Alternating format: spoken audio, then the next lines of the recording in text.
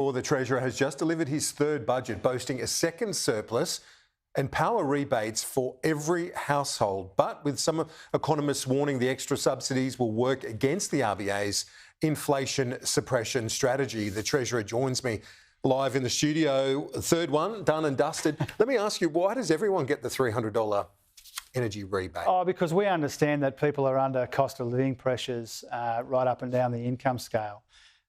And our cost of living package is about recognising those pressures people are under and doing something about it. Some of the cost of living package is broad, a tax cut for every taxpayer, energy bill relief for every household, and some of it is targeted, rent assistance, help with cheaper medicines and more initiatives like that. So we've struck the right balance here. Billionaires get it. Clive Palmer gets it. People on 40 grand a year get it. So how's that equitable? Well, once you go beyond providing it to people on pensions and payments like we did last time, proudly, once you go beyond that, the best and easiest and most efficient way is to provide it to every household to take some of the edge off those energy bills. You're saying that you're acting on Treasury advice that it's going to reduce inflation. Let's say the economy does prove stronger and growth bounces back in a big way. Do you accept this is a gamble of sorts by putting those rebates into place? Because it does give people more dollars to spend. Yeah, I don't see it that way. I'm pretty careful and cautious and conservative when it comes to spending public money. And in the context of a $2.6 trillion economy, I don't accept that what we are doing is going to add to inflation. I take the Treasury view and the Treasury advice that says that our budget will put downward pressure on inflation, not upward pressure on inflation.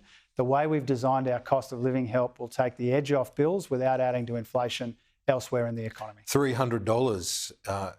Interestingly, $25 more than what you promised to reduce power bills by at the last election at $275. Is that symbolism important to you? Oh, that hasn't been what's determined the sum. We've done as much help as we can afford to do in a responsible way. That number you refer to was... It neutralises a bit of politics, though, when the coalition say, oh, you haven't done that. Well, you say, well, we've delivered $300 rebate. Yeah, and remember last time when we were delivering help, they voted against it. But the number you're referring to was a forecast in 21 about an outcome in 25. We're providing energy bill relief in the here and now. We did in the last budget. We are again in the next budget, but there'll be more relief for more people in this budget because of the way that we have balanced responsible economic management, cost of living help and fighting inflation and investing in the future. So just the number was a coincidence as opposed to the previous promise? Well, we determined the number based on the most help that we could responsibly provide with all of the budget constraints and all of our other priorities at the same time. You've had back-to-back surpluses. Is it two and done now? Because it's the first back-to-back surpluses we've seen in nearly 20 years. Do you think another one is possible? Because we've seen revenue upgrades over the years with commodities stronger than Treasury had forecast. Do you still hope you might be able to jag another one in your time as Treasurer? The way I see it is we're always trying to make the budget more sustainable, and we have engineered a stunning turnaround in the budget. You know, the bottom line is more than $200 billion stronger. Debt is much lower. We've avoided $80 billion in interest costs over the next 10 years because of our responsible economic management.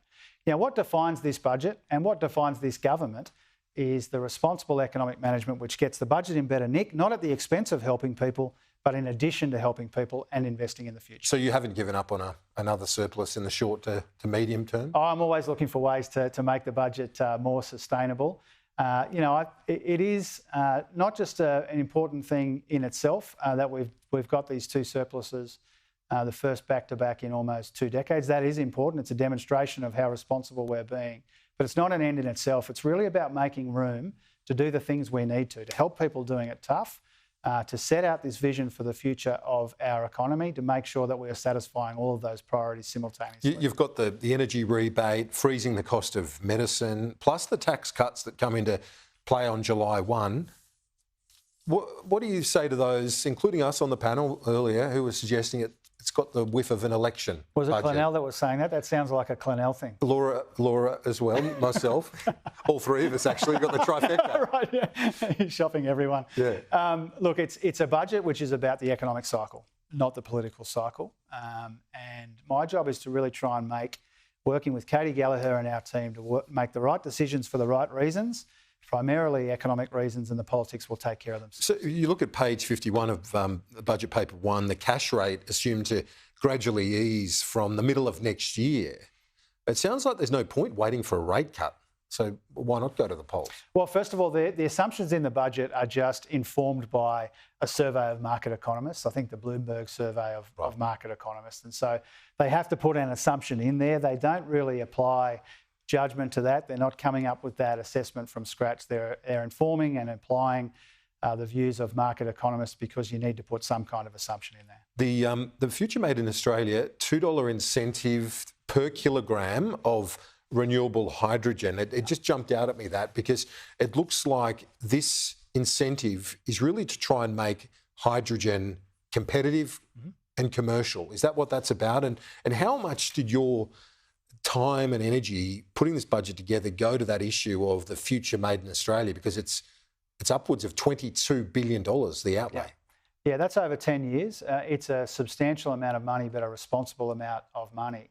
And the reason why your question is so important and so welcome is to recognise that of that almost $23 billion over 10 years, the majority of it is in the tax system. It's actually tax breaks, like $2 a kilo for renewable hydrogen. And what we are trying to do there is we're trying to corral and attract and deploy private investment in the industries that we know will be a central part of our economy in the context of the global net zero future. Will that get it done?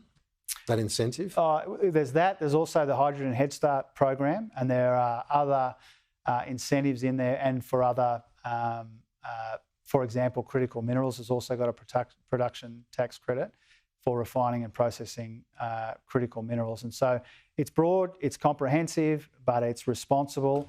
And we think the Future Made in Australia agenda will help us become a renewable energy superpower and an indispensable part of the global economy of the future. You've said to us many times that when people hit you up as to where's the reform agenda, that your reform and the government's reform is about the transition in the energy space, that is the huge structural shift that you've got to navigate.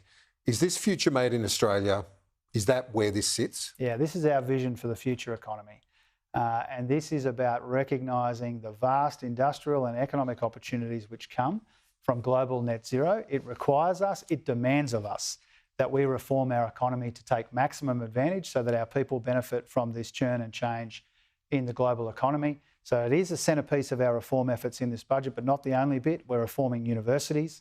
There is a whole bunch of microeconomic reform across the budget. Now, I just want to show our viewers, if they missed it earlier, you had a special team of advisors arrive with you at the chamber today, walked with you from your office to the House of Representatives, a couple of the little ones. One missing in bed, was he? Yeah, little Jack is at home in Brisbane with his nan and with John. And these two, I'm so proud of them. They behaved, they dressed up. Leo brushed his hair. And I just...